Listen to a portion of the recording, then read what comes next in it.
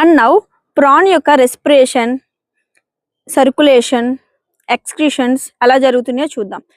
చూడండి, దీని యొక్క రెస్పిరేషన్ కోసం మనకి ఎవరు యూజ్ అవుతున్నారంటే ప్రాన్ కి గిల్స్ ఉంటాయమ్మా. సో ఇక్కడ చూడండి, ఇక్కడ ఇక్కడ గిల్స్ ప్రెసెంట్ అయి ఉంటాయి. So through gills the prawns will they will conduct their respiration. ఓకేనా? And coming to circulation. So circulation ఎలా జరుగుతుంది? మనకి సర్క్యులేషన్ ఎలా జరుగుతుంది ప్రాన్ లో అంటే it's a open type of circulation present అయి ఉంటుంది. So open type, closed type, 2 type of respiration circulations ఉంటాయి.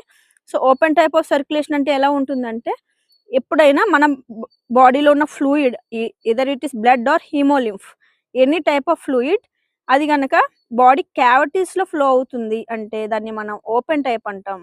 ఏదైనా బ్లడ్ అనేది, మనకి ఫ్లూయిడ్ అనేది ఒక బ్లడ్ వెజిల్స్ లో కన్ఫైన్డ్ గా ఫ్లో అవుతుంటే దాన్ని మనం క్లోజ్డ్ టైప్ ఆఫ్ సర్క్యులేషన్ అంటాం.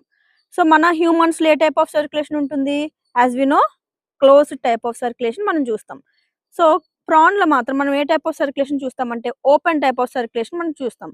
ఓకేనా? అంటే దీంట్లో ఉండే ఫ్లూయిడ్ మొత్తం all over the body cavities లో ఫ్లో అవుతుందని అర్థం. ఓకేనా? సో రెస్పిరేషన్ చూసాం అండ్ సర్క్యులేషన్ చూసాం. And coming to excretion. So excretion అనేది కొంచెం ఇంపార్టెంట్ అమ్మా. సో దీని యొక్క ప్రాన్ యొక్క ఎక్స్క్రీటరీ గ్లాండ్స్ ఏంటి అంటే దట్ ఈస్ గ్రీన్ గ్లాండ్. ఓకేనా? సో గ్రీన్ గ్లాండ్స్ ద్వారా అది ఎక్స్క్రీట్ చేస్తుంది. సో గ్రీన్ గ్లాండ్ అంటే మనకు తెలుసు, మనం నరం అంటాం కదా, నరం, ప్రాన్ యొక్క నరం. You can see here. మీకు కనిపిస్తుంది కదా, మీకు చాలా లైవ్ గా చూపిద్దామని ట్రై చేస్తున్నా. ఓకేనా? సో దీని యొక్క నరం ద్వారా, దట్ మీన్స్ ఈ గ్రీన్ గ్లాండ్ ద్వారా దాని యొక్క వేస్ట్ మెటీరియల్ ని ప్రాన్ ఎక్స్క్రీట్ చేస్తుంది. సో మన ఎక్స్క్రీషన్ అనేది ఎలా అన్నా ఎప్పుడు అనుకుంటాము, ఎలా జరుగుతుందని?